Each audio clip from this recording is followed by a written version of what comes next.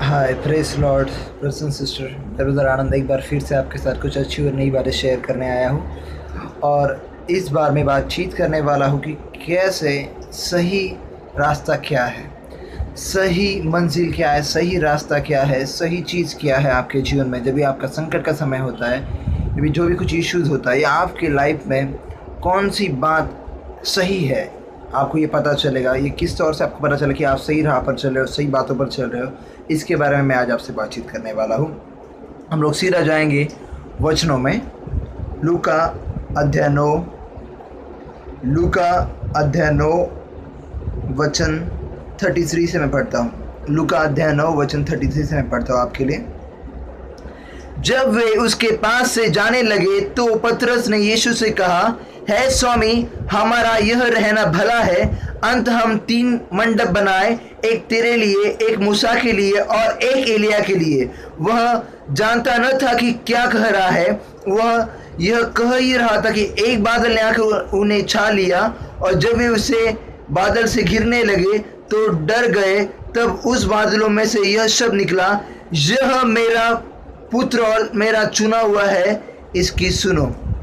फिर यहाँ पर बाइबल कहता है कि एक यहाँ पर जो स्टोरी है बहुत अच्छी। एक जगह पर जब यीशु पतरस और उनके कुछ साथियों को प्रेयर करने लेकर जाता है, और वो रात में एक पहाड़ पर प्रेयर करते रहता है, और वहाँ पर जैसे ही वो प्रेयर करते रहता है, ये उसके जो चेले लोग हैं ये सो जाते हैं, और वो एलिया से और मूसा से बातचीत करने लगता है वहाँ पर। और जैसे ही बातचीत करने लगता, थोड़ी देर के बाद इन चेलों की नींद खुल जाती है, और ये चेले लोग यीशु से कहता है कि देख यहाँ पर परमेश्वर का बहुत महिमा है, बहुत यहाँ पर अच्छा महसूस और बहुत पीस महसूस हो रहा है। तो एक यीशु को बोलते कि यहाँ पर हम लोग 3 मंडप बनाते हैं, एक एलिया के लिए, एक मूसा के लिए और तेरे लिए, क्योंकि यहाँ पर हमारा रहना भला है, यानी कि हमें यहाँ रहना बहुत अच्छा लग रहा है, यही हमारे लिए सही जगह है। मैं कहता प्रियो, और यहाँ पर जैसे ये कह रहे थे, बाइबल कह रहा है कि एक घने बादलों ने आकर उन्हें घेर लिया और उनके अंदर डर आ गया। प्रियो, मैं कहता हूँ जब भी कभी आप आपके जीवन में कोई फैसला लेते हो, कोई चीज़ लेते हो, कोई बात लेते हो, तो आपके जीवन में ये बात ज़रूर सोचना चाहिए आपको, क्या ये बात परमेश्वर के वचनों से आधारित है? क्या परमेश्वर इसको अथॉरिटी देता है? क्या परमेश्वर कहता है कि ये बात आप कर सकते हो? आप आपके जीवन में कोई भी आप बात करने जाओ तो पहले खुद से पूछो, क्या ये सही है? पता है, हमारे जीवन में हम कई बार ऐसा कर लेते हैं ना, हमारे पास 3 बात होती, पता है। एक तो जो सांसारिक लोग, सांसारिक चीज़ें जो कहती है, दूसरा बात एक हमारा मन कहता है, और तीसरा बात जो है वचन कहता है। पर ये तीनों बातों में से अगर हम लोग ने ये वचन छोड़ दो कि ये दोनों में से किसी का भी सुन लिया तो हमारा जीवन में नुकसान हो सकता है प्रियो। लेकिन हम लोग वचन से आधारित बात की तो हमारे जीवन में फायदा हो सकता है। यहाँ पर जैसे ये लोग कहते हैं कि हमारा यहाँ रहना भला है, हम यहाँ पर मंडप बनाते यीशु, तो बाइबल कह रहा है उनको नहीं जानते थे कि वो क्या कह रहे थे, और उसके बाद उन्हें बादलों ने आकर घेर लिया और उनके अंदर डर आ गया। फिर मैं कहता हूँ, अगर सोचो यहाँ पर अगर ये जो लोग हैं, अगर ये वहीं पर रहने लगते थे, यीशु वहीं पर ऊपर रहने लगता था और वहीं पर सब मंडप बना के रहना, वो नीचे नहीं उतरता था, तो मुझे बताओ प्रियो, कभी भी हमारे लिए उद्धारकर्ता नीचे नहीं आता था, कभी भी मरता नहीं था, और कभी भी पतरस कभी नीचे आकर इतनी बड़ी सेवकाई नहीं करता था, उसके पैरों तले इतने सभी लोग अपनी धन सब जाकर बेचते नहीं थे। इसलिए बाइबल कह रही है उसको नहीं पता था कि वो क्या है, वो अपने मन को जो अच्छा लग रहा है वो बोल रहा था, उसको जब वो फीलिंग हो रही है उस बात की वो बात कर रहा था, लेकिन वो नहीं कह रहा था जो वचन आधारित है। क्योंकि बाइबल कह रहे वचन आधारित ये था कि यीशु को क्रूस पर मरना था सारे जगत के पाप के लिए, लेकिन जो पतरस है वो शायद फीलिंग के तौर पर और शायद उसकी सोच के तौर पर बातचीत कर रहा था। मैं आपके जीवन में भी कहता हूँ प्रियो, जब भी आपके जीवन में कोई भी प्रॉब्लम या समस्या और कोई भी चीज़ आए, सोचो अगर आपके जीवन में बहुत सारा कर्जा है, तो बाहर के लोग कहेंगे, देख तुझे इतना और टाइम करना पड़ेगा, देख तुझे इतना ये करना पड़ेगा, इतना काम करना पड़ेगा, यहाँ करना पड़ेगा, वहाँ करना पड़ेगा, तभी जाकर तेरे जीवन में आशीष आएगी, तभी जाकर तेरे जीवन में भलाई आएगी, तभी जाकर वो तो कर्जा क्लियर कर सकता है। और आपका मन भी आपसे कहेगा, और शायद मेरे पास तो इतना पैसा नहीं है, इतने पास अच्छी नौकरी नहीं है, तो कैसे ये कर्जा मैं नील करूँ और कैसे कर्जा पूरा हो जाएगा, ये कहता है। और तीसरा ये है, और ये दूसरा बात है कि आपका मन ऐसा कहता है, और तीसरा ये है कि वचन क्या कहता है। अगर ये 2 बात तो आपने सुन ली, सांसारिक और आपकी मन की, कि आपका कुछ नहीं हो सकता, आपको ये करना पड़ेगा, वो आप शायद आपके जीवन में हार जाओगे। लेकिन जो तीसरा बात है वो है कि उसके पूरे कंगाल हो जाने से आप धनी हो चुके हो, ये बात आपके जीवन में आपको प्रोत्साहित करी, उत्साहित करी, और बाइबल कह रही जो उसकी खोज करेगा उसके पीछे सारी चीजें आएगी। ये सांसारिक जो दो बात है, यानी कि वो सांसारिक विचार और दूसरा है कि आपके मन के विचार, ये आपको शायद फंसा सकती है। इसलिए बाइबल यहाँ पर और आगे मेंशन करता है, जैसे ही वो बादल आके उन्हें घेर लिया और वहां से एक भविष्यवाणी हुई स्वर्ग से, वो कह रहा है कि ये मेरा प्रिय पुत्र और मेरा चुना हुआ है, इसकी सुनो।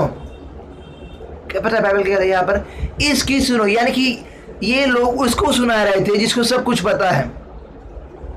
ये लोग वो नहीं सुन रहे थे जिसको सब कुछ पता है, उससे ये सुनना चाहिए, लेकिन ये उनको सुना रहे हैं।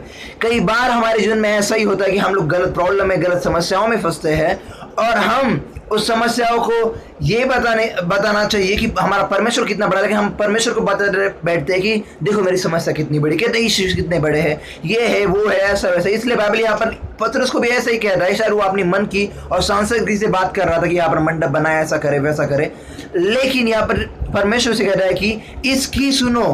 किसकी? यीशु की सुनो। यीशु यानी क्या? अगर हम लोग वचन आधारित देखना चाहे, यीशु ने आदि में वचन, वचन में परमेश्वर, तो परमेश्वर ही वचन था, यानी वचन है वो यीशु है। और आज के लिए हम लोग बोल सकते कि वचन की सुनो, वचनों की बात सुनो।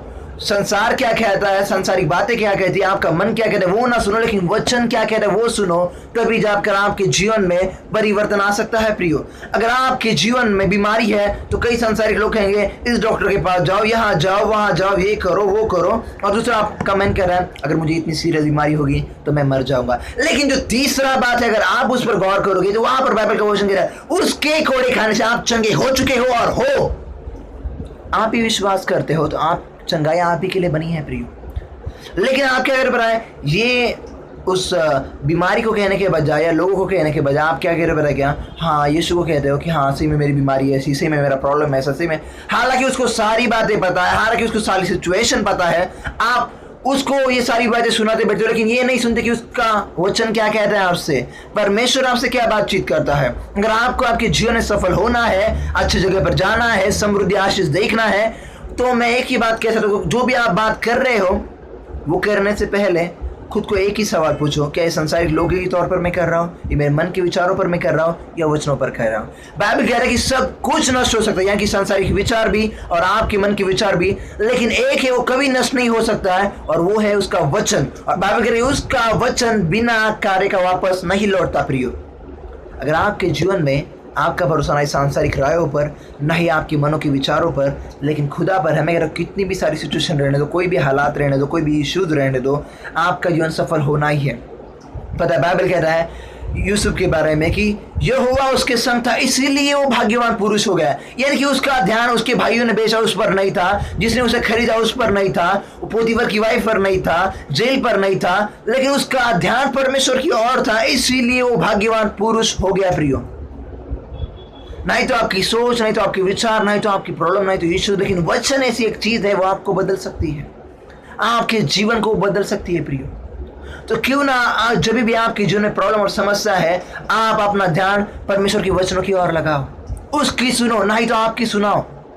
हालांकि आपकी हालत कहती रहेगी तेरे लाइफ में कुछ नहीं होने वाला, तेरा तो ऐसा है, तूने तेरी पढ़ाई कंप्लीट नहीं की, तेरे पास जॉब नहीं, तेरे पास स्टडी नहीं, तेरे पास माँ बाप नहीं है, कोई नहीं है। लेकिन मैं कहता फिर बाइबल कहता है वो यूसुफ के साथ जिसके साथ कोई नहीं था, माँ बाप नहीं था, भाई बहन नहीं थे, कोई एक वो लावारिस था, फिर भी बाइबल कहते वो भाग्यवान पुरुष हो गया क्योंकि यह हुआ उसके संग था। पर मैं आज आपसे एक बात कहना चाहता हूँ ना कि आपके जीवन में कुछ बात हो या ना हो, लेकिन आपको ये कंफर्म करना है क्या आप उसकी बातें सुनकर आपके जीवन में सभी अच्छी और भली बातों की ओर बढ़ रहे हैं और बस या ऐसे ही आपका जीवन बिता रहे हो। अगर आज आपका जीवन आप ऐसे ही बिताते रहोगे प्रियो, तो मैं कहता हूँ उसको बदलो और परमेश्वर के वचनों में और उसके आधारित बातों में करो, ताकि उसकी सुनो, नहीं तो आपकी उसकी सुनाओ। जब भी आप ऐसा करने लगोगे, आपका जीवन, आपकी हर एक बात समृद्धि, आशीर्वादित और भलाई से भर जाएगी प्रियो। क्योंकि बाइबल कहता है उसके ओर से सभी अच्छी और भली बातें आती हैं। किसकी ओर? परमेश्वर। परमेश्वर यानी कौन? हमारा वचन। वचन की जो आपके अंदर जाएगा उससे अच्छी और भली बातें आएगी। आज वचन को ग्रहण करो और वो वचन आपके जीवन को, आपके मन को बदलने का सामर्थ्य रखता है। आमीन।